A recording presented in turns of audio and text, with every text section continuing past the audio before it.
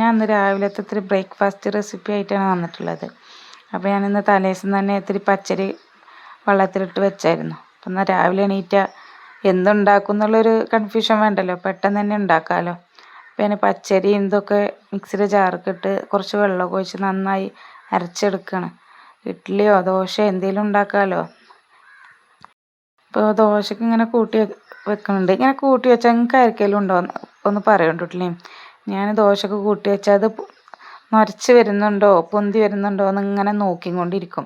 ഇടക്ക് നമ്മൾ ഉറങ്ങോളം നോക്കും.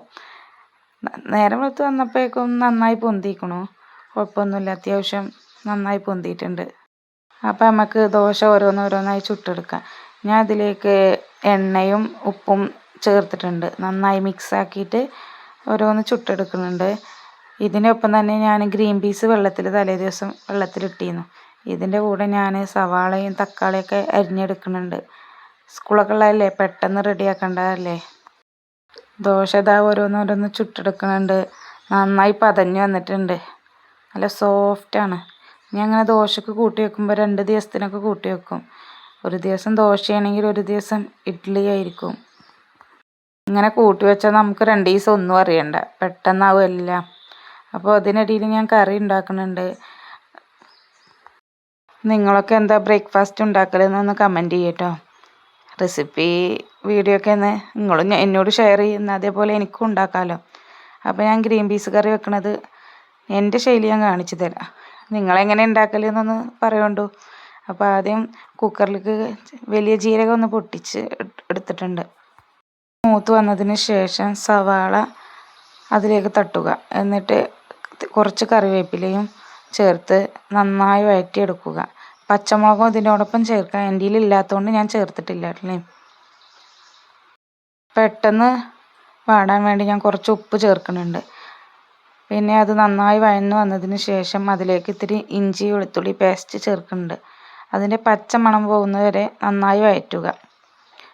പിന്നെ ഞാനിവിടെ എന്ത് കറി വെക്കുകയാണെങ്കിലും ഉരുളൻകിഴങ്ങ് മസ്റ്റാണ്, അതില്ലാണ്ട് നടക്കൂല. അത് കുട്ടികൾക്ക് നല്ല ഇഷ്ടമാണ്, അപ്പോൾ അതും ചേർക്കുന്നുണ്ട്. പിന്നെ തക്കാളി ചേർത്ത് നന്നായി വഴഞ്ഞ് വന്നതിന് ശേഷം അതിലേക്ക് പൊടികളിട്ട് ചേർത്ത് കൊടുക്കാം.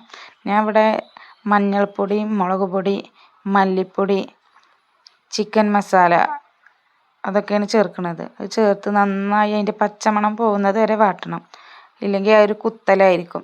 അതിന് ശേഷം ഞാനിവിടെ ഗ്രീൻ പീസ് ചേർക്കുകയാണ്. ഗ്രീൻ പീസ് കഴുകിയ വെള്ളവും അതും ചേർത്ത് ആദ്യം നന്നായി അതിലിട്ടിട്ടൊന്ന് മൂപ്പിച്ചെടുക്കല്ല, മസാല ഒന്ന് അതിൽ പിടിക്കാൻ വേണ്ടിയിട്ട്. പിടിച്ചതിന് ശേഷമാണ് കുറച്ച് വെള്ളം ഒഴിച്ചു കൊടുക്കുന്നത്.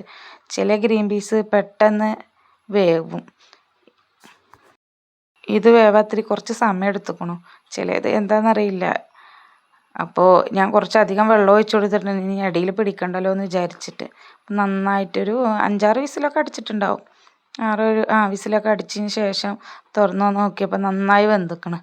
അപ്പം എന്നാൽ കറിയും ദോശയും ആയിട്ടുണ്ട്. എന്നാൽ ചായ കുടിക്കട്ടെ. കട്ടച്ചായ ഞാൻ റെഡിയാക്കിയിട്ടുണ്ടായി. 2 ദോശയും ഇത്തിരി കറിയും എടുത്തിട്ട് നന്നായി കഴിച്ചു. നല്ല ടേസ്റ്റ് ഉണ്ടായിരുന്നു. നിങ്ങളെങ്ങനെ കറി വെക്കണമെന്നൊന്ന് കമൻറ്റിലൂടെ അറിയിക്കും.